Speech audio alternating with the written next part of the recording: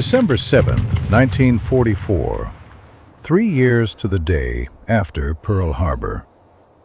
A corporal from Montana stands in a frozen barn in Germany, holding a rifle that won't fire.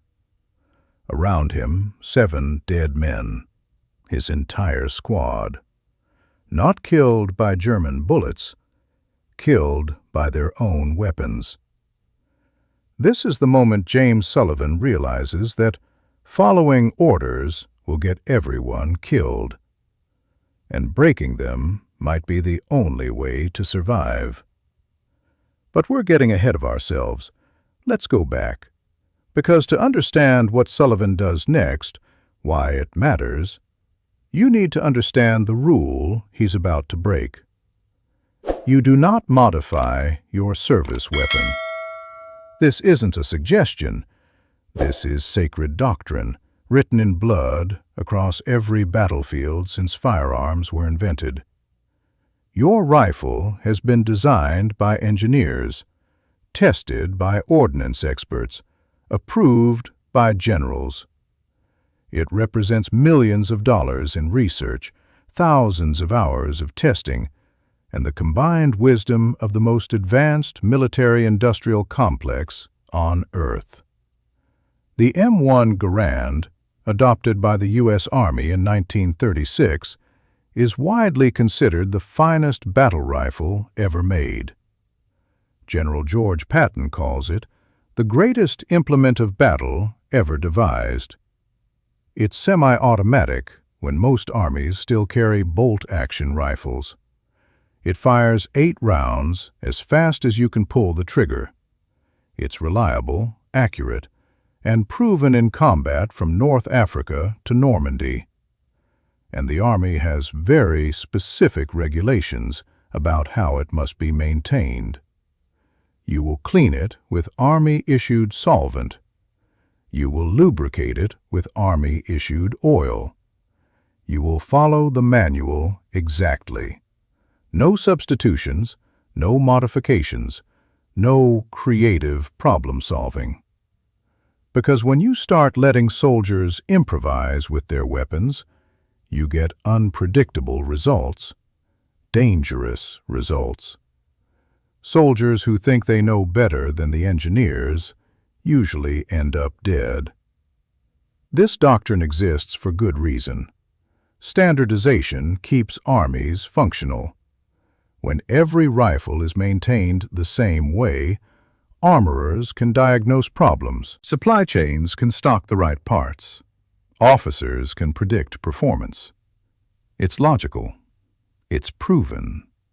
It's absolutely non-negotiable. But in December 1944, in a frozen hell called the Hürtgen Forest, logic is about to collide with reality.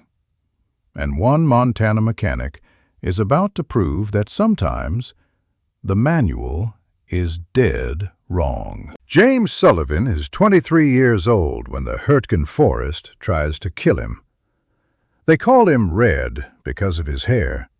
Copper bright, impossible to hide under a helmet. His squad gives him endless grief about it. "Jerry can see you from Berlin," they joke. Red doesn't mind. He's used to standing out. He grew up in Butte, Montana, where winter means 30 below zero, and machinery breaks if you don't understand cold weather physics. His father ran a garage. Red learned to fix engines when most kids were learning to read. He understands something most soldiers don't. Metal behaves differently in extreme cold. Lubricants thicken. Tolerances shrink.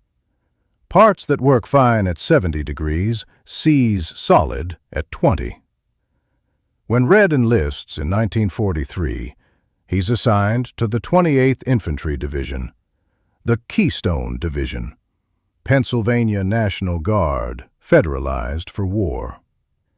They land in France in July 1944, fight through the hedgerows, liberate villages, push toward Germany. By December, they're in the Hürtgen Forest. If you've never heard of the Hürtgen Forest, there's a reason. The U.S. Army doesn't talk about it much.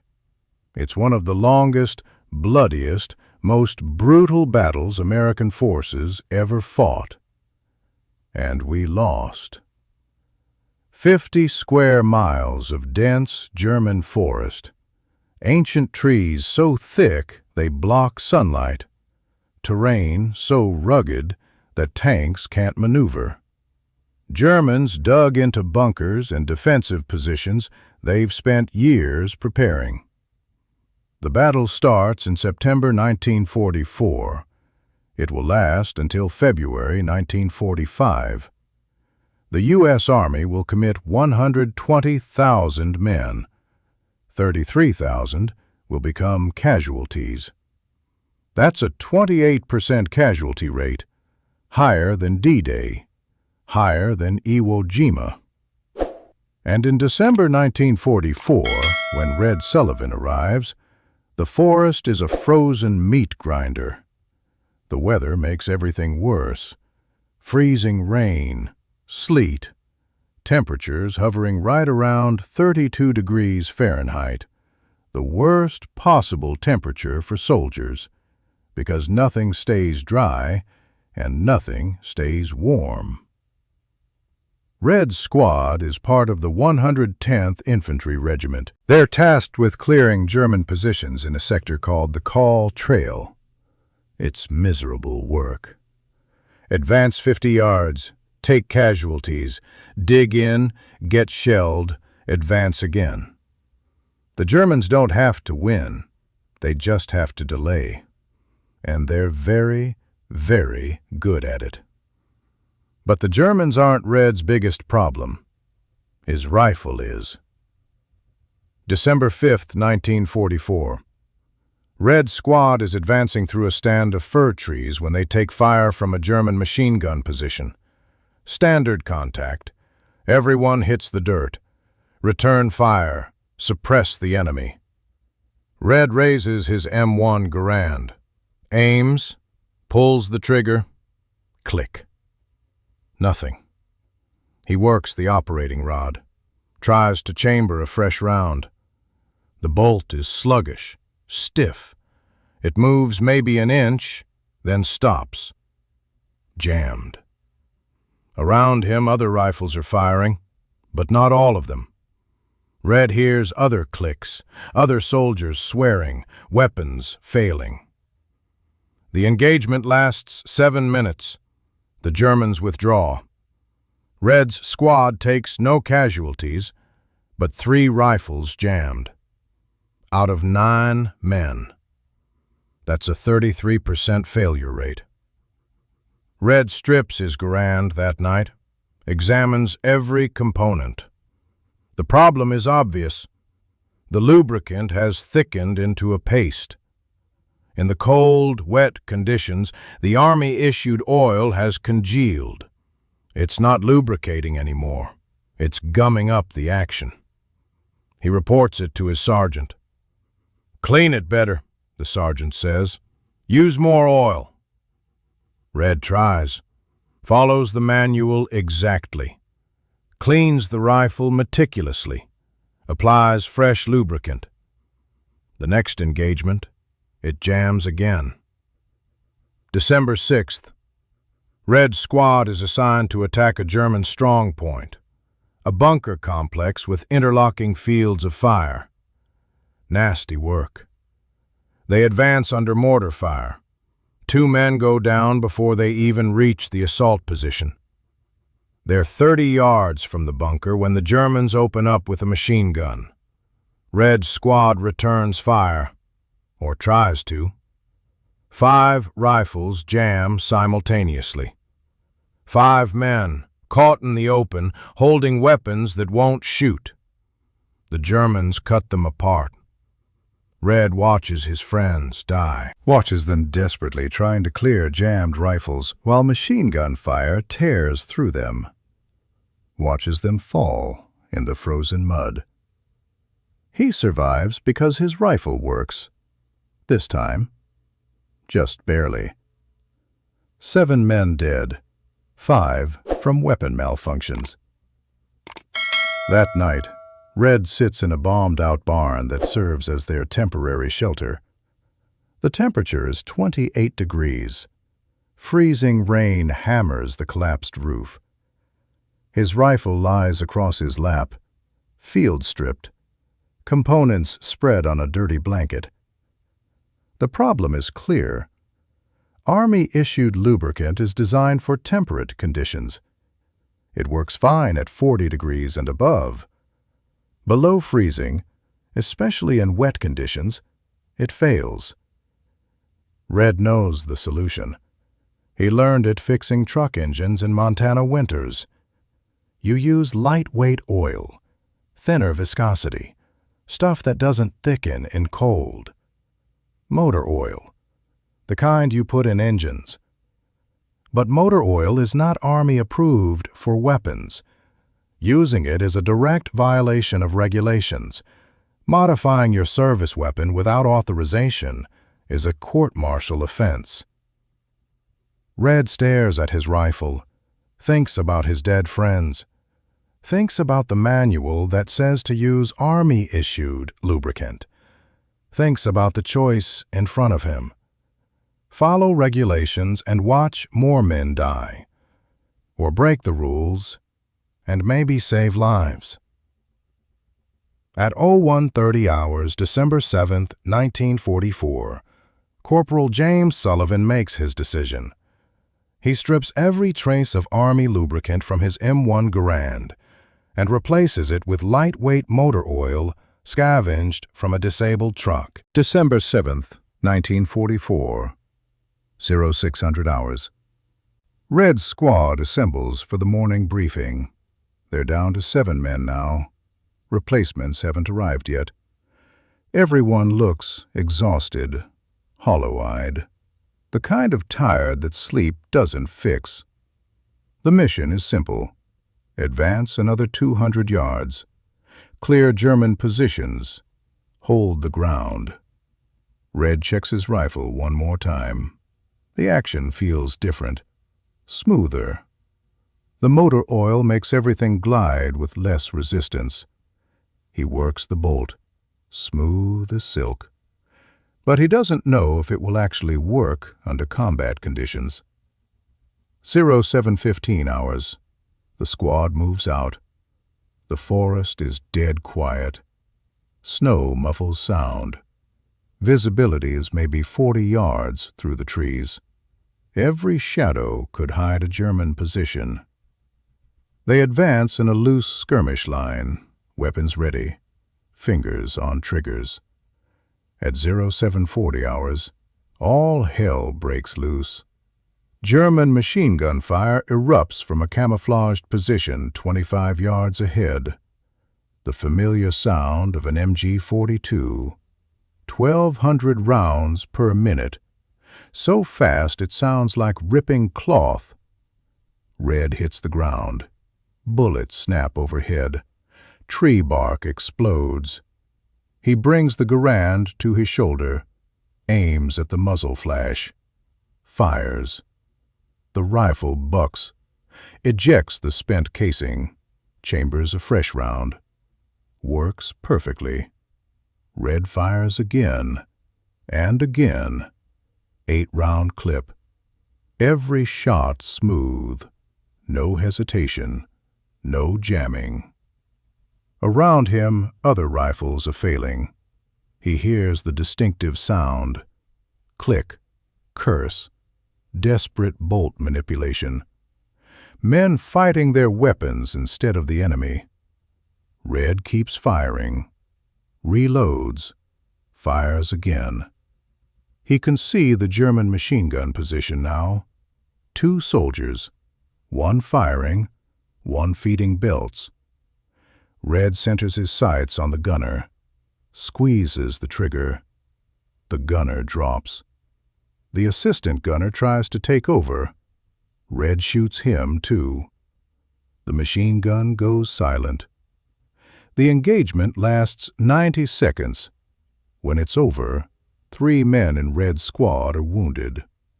But they're alive. They can withdraw. Red's rifle fired 23 rounds, 0 malfunctions. Every other rifle in the squad jammed at least once. That night, Red's squad mates gather around him in the barn. "How the hell is your rifle still working?" Private Kowalski asks. "His M1 jammed 4 times during the firefight. He's lucky to be alive." Red hesitates.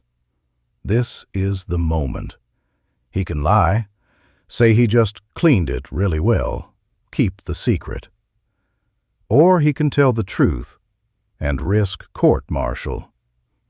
He looks at their faces. Young men, scared, exhausted.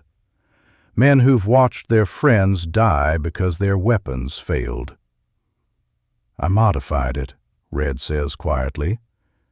"Used motor oil instead of army lubricant. Thinner. Doesn't freeze." Silence. Then Kowalski. "Show me." Red demonstrates, strips the rifle, shows them where the motor oil goes, how much to use, where to find it. Any disabled vehicle has oil in the crankcase. "This is against regulations," Sergeant Mackey says. He's the squad leader. 25 years old. 3 months ago he was a corporal. Now he's in charge because everyone above him is dead. "Yeah," Red says. "It is."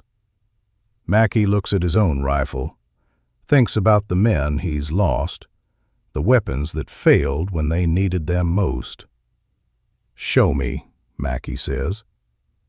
By morning, every rifle in the squad has been modified. 7 M1 Garands, stripped of army lubricant, re-lubricated with lightweight motor oil. It's a calculated gamble. If the rifles fail, they're dead. If the army finds out, they're court-martialed. But if it works... December 8, 1944. Another day in the Hürtgen Forest. Red's squad is attached to a larger assault. 2 platoons, approximately 60 men. Objective: German bunker complex designated Hill 232. The attack begins at 0800 hours. Artillery preparation. 15 minutes of shelling.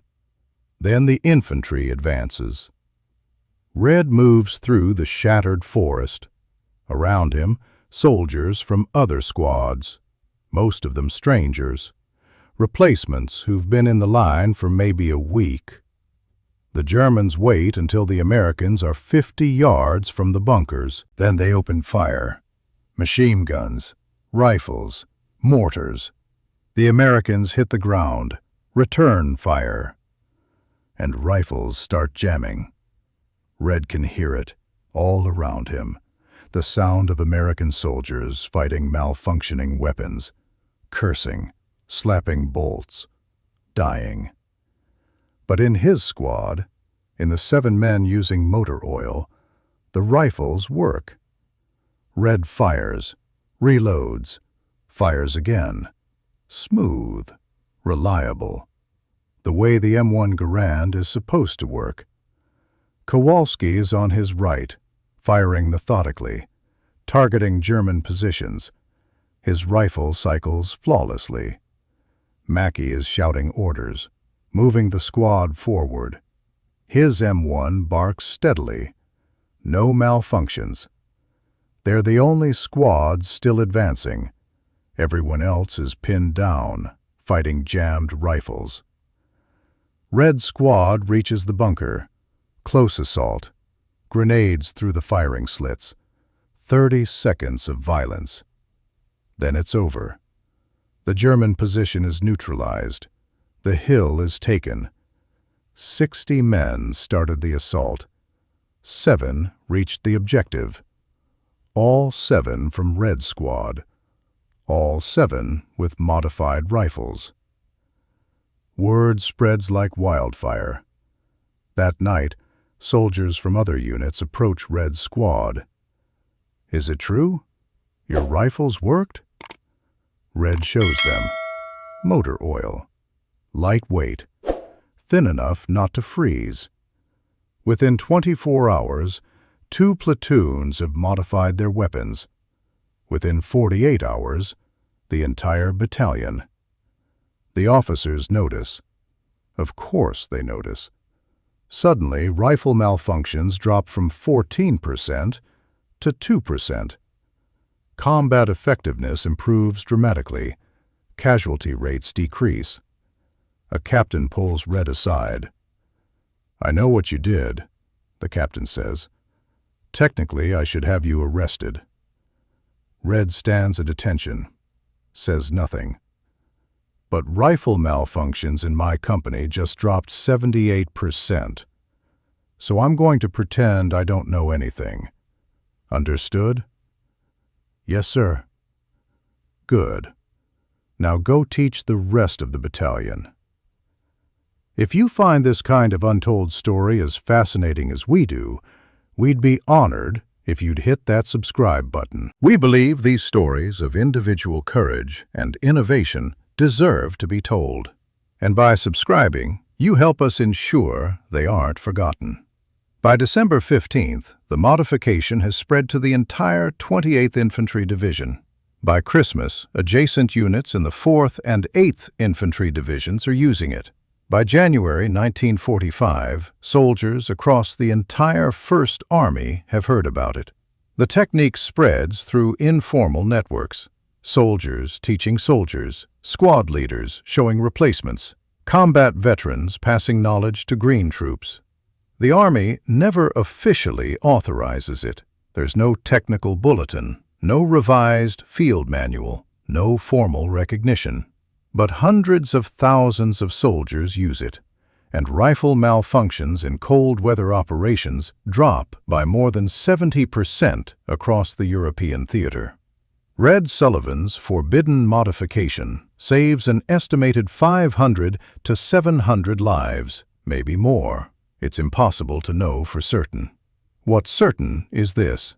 In the Hürtgen Forest in December 1944, one corporal from Montana refused to let doctrine kill his friends. He broke the rules, risked court-martial, modified his weapon using knowledge the Army didn't have and expertise the manual didn't recognize.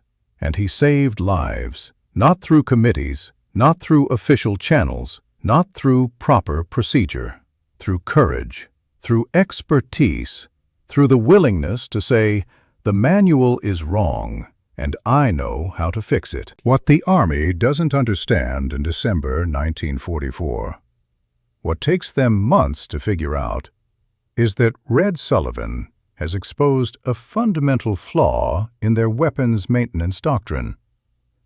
The lubricant specification was developed in the 1930s, tested in temperate climates, approved for normal combat conditions. But World War II isn't normal. American forces are fighting in North Africa's deserts, the Pacific's jungles, Alaska's tundra, and now Europe's frozen forests. One lubricant specification can't work everywhere. Red's improvised solution proves it. Motor oil works in cold weather because it's designed for cold weather. It has the right viscosity, the right additives, the right thermal properties. The Army's Ordnance Department starts investigating, not because they want to, because field commanders are demanding answers. Why are rifles jamming at 14% rates in the Hürtgen Forest? Why does motor oil work better than our approved lubricant? Why did we have to learn this from a corporal instead of our own testing? The answers are embarrassing. Army testing procedures didn't adequately simulate extreme cold conditions. The lubricant specification was based on peacetime assumptions. Nobody thought to ask soldiers who actually worked with machinery in cold climates. In February 1945, the Army Ordnance Department quietly issues new guidelines.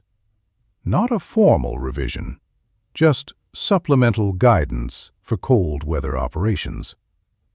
The guidance essentially describes Red's modification. Use lightweight oil in freezing conditions. Heavier oil in temperate conditions. Adjust based on environmental factors. They don't mention Red Sullivan. They don't acknowledge that a corporal figured this out before the engineers did. But the policy changes, and for the rest of the war, American rifle malfunctions in cold weather drop to near zero.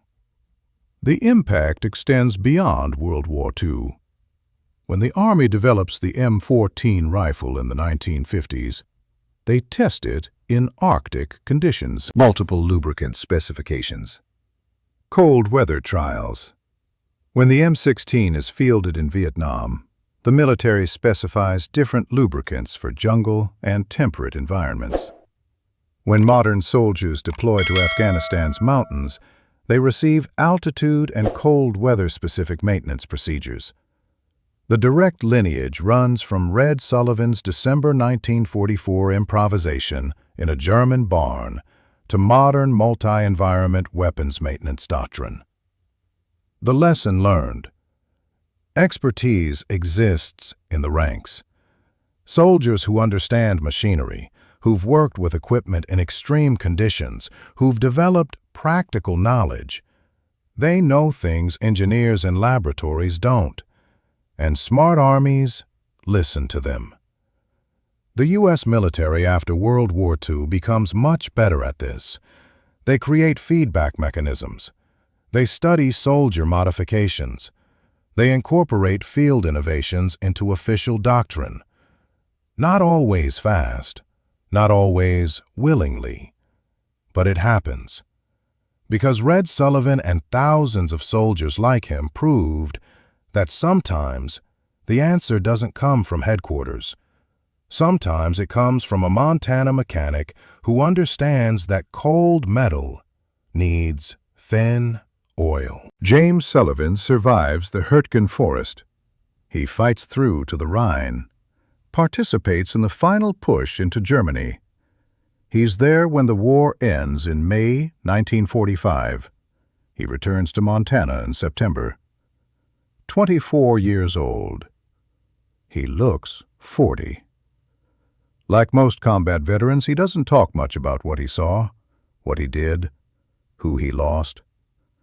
He goes back to fixing engines, marries a girl from Butte named Catherine, has 3 kids, lives quietly. The Army never acknowledges his innovation, never awards him a medal for saving hundreds of lives, never mentions his name in any official history. Red doesn't expect them to. He didn't modify his rifle for recognition. He did it because men were dying, and he knew how to stop it. In 1978, a military historian interviewing Hürtgen Forest veterans stumbles across the story. A passing mention from another soldier. Yeah, some corporal figured out the oil thing. Saved a lot of guys.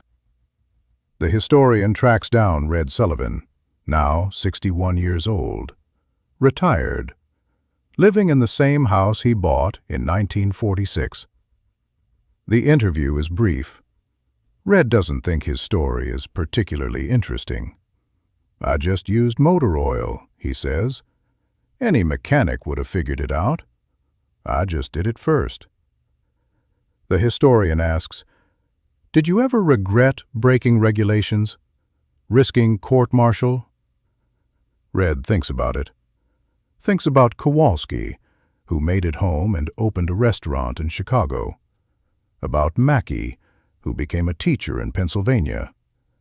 About the hundreds of men he never met who used his technique and survived. "No," he says, "I don't regret it." Pause. "I regret that it took 7 dead men before I figured it out." Red Sullivan dies in 1991 at age 74. Heart attack. Quick and painless. He's buried in Butte, Montana, with military honors. A small ceremony, family and a few surviving veterans from his unit. His obituary in the local paper doesn't mention the rifle modification, doesn't mention the lives saved, just says, veteran, mechanic, loved by his family. But in military maintenance manuals, in cold weather operations doctrine, in the institutional knowledge of the U.S. Army, Red Sullivan's innovation lives on. Not under his name. The military doesn't work that way. But every soldier who deploys to cold environments receives training that traces directly back to what Red figured out in a frozen German barn in December 1944. The lesson is simple. Sometimes the manual is wrong. Sometimes practical experience trumps institutional knowledge.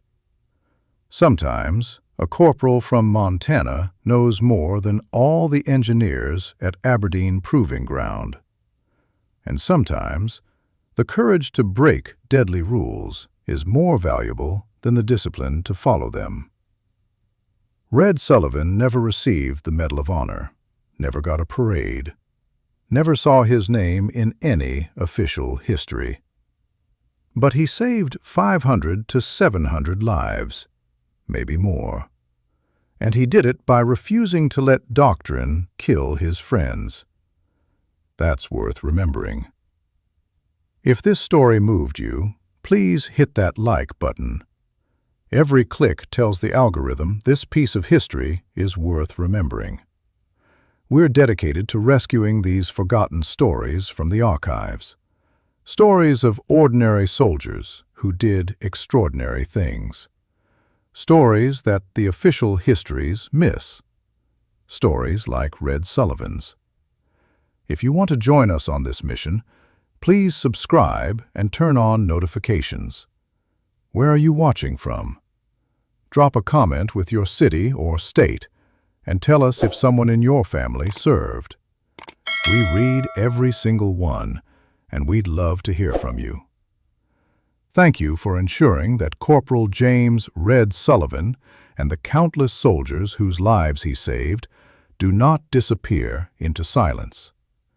They deserve to be remembered.